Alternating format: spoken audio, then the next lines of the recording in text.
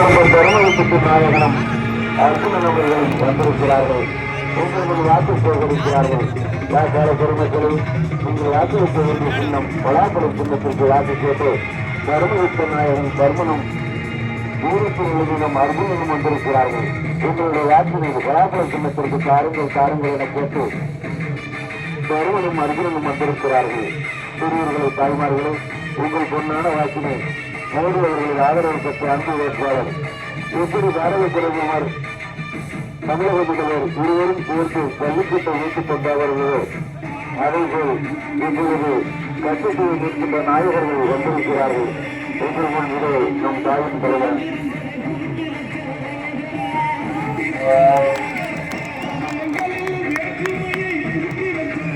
Mind ஆகுதுங்க. இருக்கிற mind ஆகுதுங்க.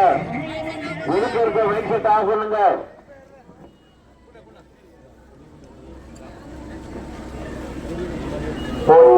வணக்கத்திற்கு உரிய ஜனநாயகத்தின் எஜமானர்களாகிய வாக்காளர் பெருங்குடி மக்களே, ஐயா பசும்பொன் முத்துராமலிங்க தேவர் அவர்களுடைய மண் இந்த பார்த்திபனூர் மண். வீரன் சுந்தரலிங்கத்துடைய மண் இந்த பார்த்திபனூர் மண். வீரன் அழகுமுத்துக்கோனுடைய மண் இந்த பார்த்திபனூர் மண். இந்த மண்ணிலே அதிமுக தொண்டர்கள் உரிமை மீட்பு குழு அதனுடைய சார்பிலே வெற்றி வேட்பாளராக போட்டியிடுகின்ற 3 முறை முதலமைச்சராக இருந்து மக்கள் பணியை செய்த புரட்சி தலைவர் எம்ஜிஆர் அவர்களுடைய பக்தர், புரட்சி தலைவி அம்மா அவர்களுடைய விசுவாசி, நம்பிக்கைக்குரியவர், போர்ப்படை தளபதி ஐயா ஓபிஎஸ் அவர்கள் 3 முறை அம்மா முதலமைச்சராக இருக்காங்க. அவர் என்ன பதவி வேண்டு நான் வந்து நின்றுட்டு இருக்கிறாரு. அனைத்து இந்திய அண்ணா திராவிட முன்னேற்ற கழக தொண்டர்களின் உரிமைகளை பாதுகாக்க வேண்டும், தொண்டர்களை காப்பாற்ற வேண்டும் என்பதற்காகத்தான் இந்த ராமநாதபுரம் தொகுதி எங்களுடைய பாரதிய ஜனதா கட்சியுடைய மாவட்ட தலைவர் தரணி முருகேஷ் அவர்களும் தமிழ்நாடு முழுக்க இருக்கக்கூடிய அத்துணை பிஜேபி தொண்டர்களும் நம்முடைய நரேந்திர மோடி அவர்கள் இந்த தொகுதியிலே போட்டியிட வேண்டும் என்று நாங்கள் இந்த தொகுதியை தயார் செய்து வைத்திருந்தோம். ஆனால் நம்முடைய ராமநாதசாமியுடைய எண்ணம் இன்றைக்கு நரேந்திர மோடியினுடைய நம்பிக்கைக்குரியவரான அவரே நான் போட்டியிடலன்னு பரவாயில்ல, ஓபிஎஸ் வேற மோடி வேற கிடையாது, அதனால நம்முடைய ஓபிஎஸ் ஐயாவை இங்கே இன்றைக்கு நிறுத்தி இருக்கிறார்கள். இவரை எப்படியாவது தோற்கடித்து விட வேண்டும் என்பதற்காக நேருக்கு நேரா வரட்டும். ஆனா நேருக்கு நேரா வராம நம்முடைய ஜல்லிக்கட்டு நாயகனை தோற்கடிக்க வேண்டும் என்பதற்காக அவங்க 3 நாள் ஓபிஎஸ் மனு தாக்கல் பண்றாங்க. 5 பேர். ஆமா என்னங்க, ஆனால் மக்கள் இந்த சின்னத்திலேயோ அல்லது இந்த சின்னத்தினால நம்முடைய மக்கள் வந்து அதுல குழப்பம் ஏற்படுத்தலாம். அந்த மாதிரி குறுமதி முதுகுல குத்துறது, குறுக்கு வழியில முயற்சி பண்றது, அதையெல்லாம் முறியடிப்பதற்காகத்தான் இன்றைக்கு பலாப்பழ சின்னத்திலே நம்முடைய ஐயா ஓபிஎஸ் அவர்கள் பலாப்பழம் சின்ன அறிந்து கூட இல்லைங்க, நீங்க அப்பதான் சொல்லியிருப்பீங்க. ஆனா எல்லா கிராமத்திலும் எங்க பார்த்தாலும் பலாப்பழத்தை கையில ஏந்தி மக்கள் நின்று விட்டார்கள்.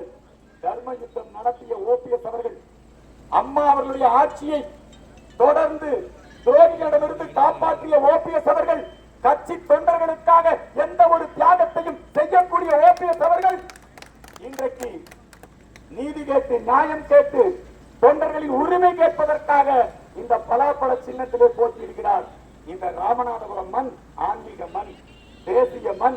தேசியமும் தெய்வீகமும் எனது 2 கண்கள் என்று வாழ்ந்த ஐயா பசும்பன் முத்துராமலிங்க தேவருடைய பசும்பன் கோயில் இருக்கக்கூடிய மண். வீரன் அழகுமுத்துக்கோன் ஐயா போய் வீரன் அழகுமுத்துக்கோன் சிலைக்கு அவருடைய திருவுருவ சிலைக்கு மாலை போட்டிருக்கார். வீரன் சுந்தரலிங்கத்திற்கு மரியாதை செலுத்தி இருக்கிறார்.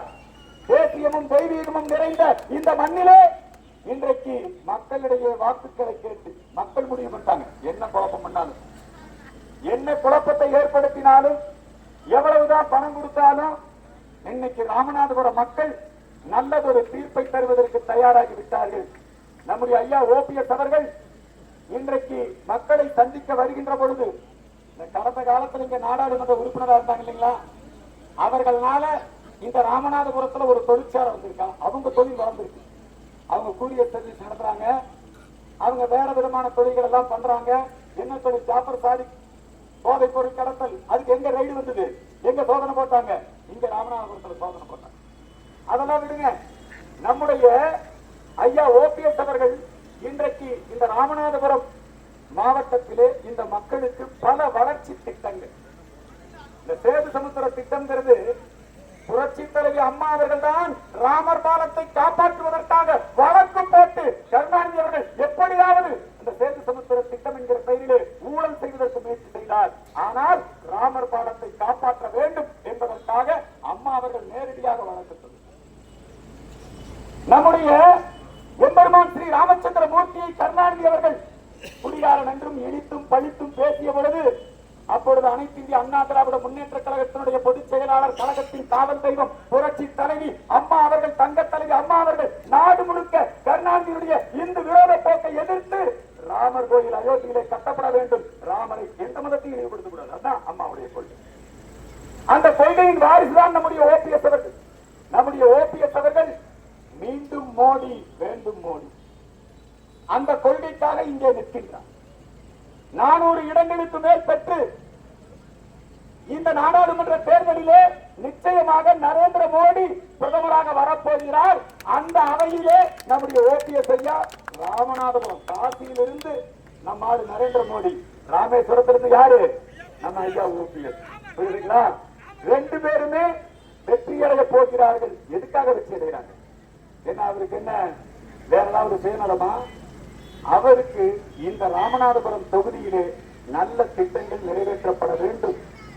இந்த ராமநாதபுரம் தொகுதியில நம்முடைய நரேந்திர மோடி அவர்கள், நம்முடைய நரேந்திர மோடியின் தளபதியாய் லஞ்ச ஊழல் அரசியல்வாதிகளுக்கு, திராவிட மாடலுக்கு சிம்ம சொப்பனமாக இருக்கக்கூடிய இளஞ்சிங்கம் அண்ணாமலை அவர்கள் என் மக்கள் யாத்திரையை இங்கே இருந்து துவக்கினார். இன்றைக்கு இந்த திராவிட மாடல் ஆட்சி செய்து கொண்டிருக்கக்கூடிய ஊழல்களை அம்பலப்படுத்தினார்கள். டிஎம்கே ஃபைல்ஸ் 1, 2, 3 அம்பலப்படுத்திட்டே இருக்காங்க. நாம அம்பலப்படுத்துறதை விட இன்னைக்கு திமுக காரங்களே அம்பலப்படுத்துறாங்க. திமுக நிதியமைச்சரே சொல்றாரு, அவங்க அப்பா சம்பாதிச்சதை விட அவங்க தாத்தா, அப்பான்னா யாரு முக ஸ்டாலின், அவங்க தாத்தானா யாரு கருணாநிதி, இவங்க எல்லாம் சம்பாதிச்சதை விட 2 வருஷத்துல 30,000 கோடி சம்பாதிச்சிட்டாங்க. யாரு சொன்னாங்க? அவங்க மந்திரியே சொல்றாரு. மந்திரி எல்லாம் ஊழல் வழக்கில் தண்டனை பெற்று ஜெயிலுக்குள்ள இருக்கின்றார்கள். ஜெயிலுக்குள்ள இருந்துட்டே மக்கள் பணத்தை சுரண்டி கொடுத்து வாழ்ந்து கொண்டிருக்கிறார்கள்.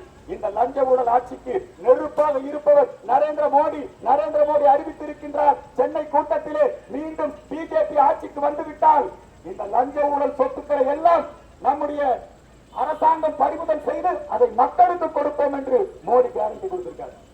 நம்முடைய நரேந்திர மோடி அவருடைய 9 ஆண்டு கால நல்லாட்சியிலே தமிழ்நாட்டுக்கு ஐயா ஓபிஎஸ் அவர்களும் முதலமைச்சராக தமிழ்நாட்டுக்கு கடந்த காலம் திமுக அங்கம் வகித்த காங்கிரஸ் கட்சி அவங்க மத்தியில் ஆட்சி பொறுப்பில் இருக்கும் போது கொடுத்த நிதியை விட 9 வருஷத்துல நரேந்திர மோடியுடைய ஆட்சி 11,50,000 கோடி ரூபாய் நம்முடைய தமிழ்நாட்டினுடைய திட்டங்களுக்கு நிதியை ஒதுக்கி இருக்கிறது.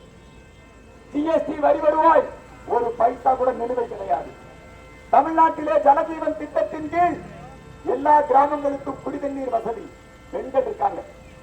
இந்த பெண்களுடைய முன்னேற்றத்திற்காக தண்ணீரை துடைக்க வேண்டும் என்பதற்காக இலவசமாக அனைவருக்கும் சமையல் எரிவாயு அடுப்புகள் வழங்கப்பட்டது.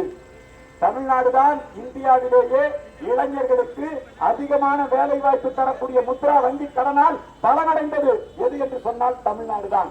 நம்முடைய தமிழ்நாட்டிலே எத்தனையோ விரைவு சாலை, நம்முடைய தமிழ்நாட்டில் தென் மாவட்டங்கள் வளர்ச்சி அடைய வேண்டும் என்பதற்காக 5,000 கோடி ரூபாய் செலவிலே ஜவுளி பூங்கா, இத்தனையும் மோடியினுடைய திட்டங்கள். இந்த மோடியினுடைய திட்டங்களை சொல்லி நாங்கள் உங்களிடத்திலே வாக்குகளை சேகரிக்கின்றோம். மறந்துவிட வேண்டாம். பலாப்பழ சின்னத்திலே வாக்குகளை தாருங்கள். நானே பேசிட்டு நல்லா இருக்காது. நம்முடைய ஐயா அவர்கள் பேச வேண்டும். ஆகவே ஐயா அவர்கள் இப்பொழுது இந்த மத்தியிலே வாக்குகளை சேகரிப்பார்.